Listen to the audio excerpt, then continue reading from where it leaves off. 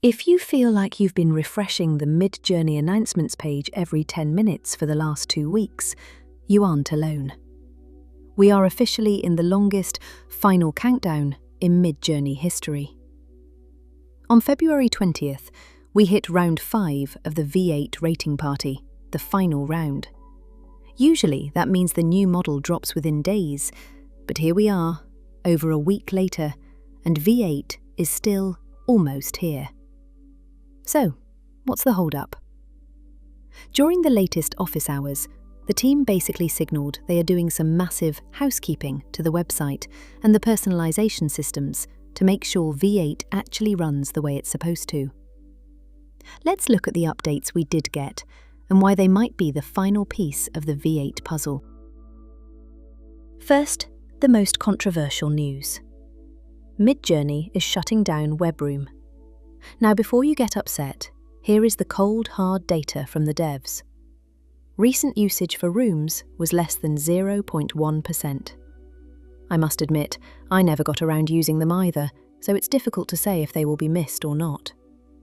The technical burden to keep them running was massive, specifically due to dependencies like Stream.io. By cutting rooms, the entire website is going to get a significant boost in speed and performance.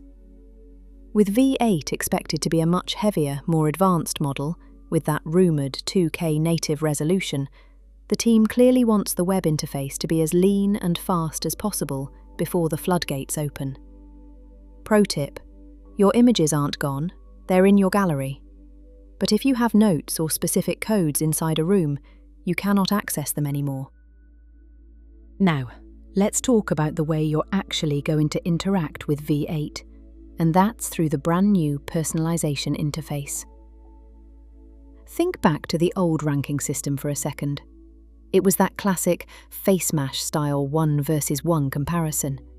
You'd get 2 images, side A and side B, and you had to pick one.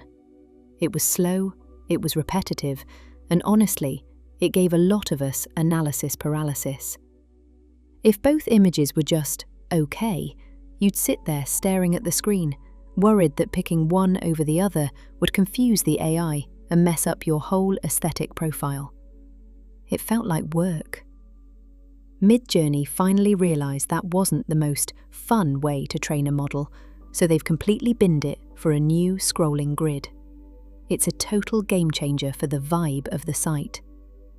Instead of being forced into a 1 versus 1 duel, you now just scroll through a massive feed, kind of like Pinterest or Instagram, and you simply click the images that jump out at you. Now, you might see some numbers floating around, like needing over 500 selections to fully unlock a profile. On paper, that sounds like a massive grind compared to the old 40 image requirement, but in practice, it feels way faster. Because you aren't agonizing over every single pair, you can just blast through the grid. The coolest part is the adaptive sampling happening behind the scenes. The system is learning from what you don't click just as much as what you do. It starts adapting almost instantly. You'll notice the grid starts morphing to show you more of your style within just a few seconds of scrolling. It makes the unlocking process feel less like a chore and more like you're actually curating your own digital gallery. And for the Niji fans, this same UI is now live for Niji 7. It's got a 200 image threshold to get your profile going, but again, with this new scrolling layout, you'll probably have that finished before your coffee even gets cold. It's all about removing the friction before V8 finally lands.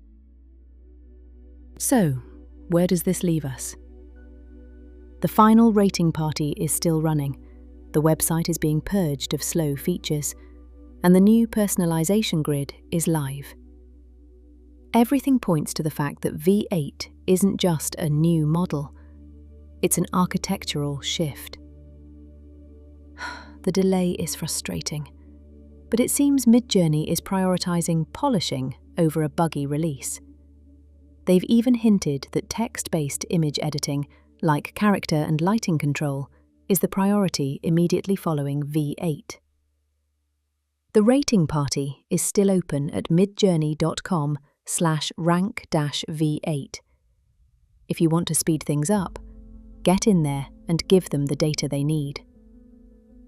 I'm betting we see a launch any day now. What are you most excited for in V8? Let me know in the comments. To be honest, I didn't particularly enjoy the looks that came out with the new personalization tool. They feel a bit samey to me, at least with V7. I don't know how this will look like in V8, but I certainly hope it will work better than it does now. As I'm so used to discovering new styles with the style reference system and the style creator tool, this didn't have as big of an impact for me. Thankfully, the style reference system is supposed to still work with V8, so the same styles we discovered in V7 should still be usable with V8. And if it isn't, then there is always the image reference system or mood boards that also do the trick, but with more tedious steps. I thank you so much for watching, and let's continue prompting.